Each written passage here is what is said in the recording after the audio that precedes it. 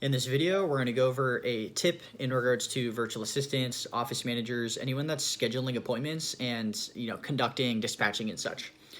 So for the most basic gutter cleaning option, those service tiers are typically going to take from a range of an hour to 2.5 hours. So an hour on a small single-story home, maybe 1,000 square feet plus or minus, or 2.5 hours on a large two-story home that's maybe 3,500 square feet, right? A pretty normal two-story home.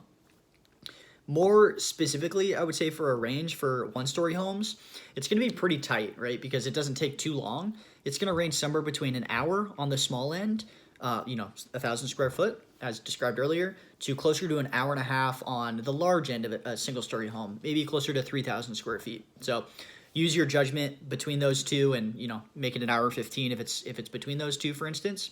That's probably close to an average for a one-story home.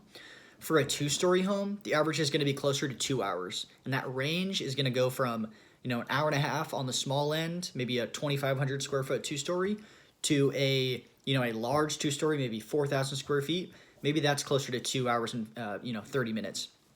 And especially in the case of if there's more gutters, it's going to take more time, right?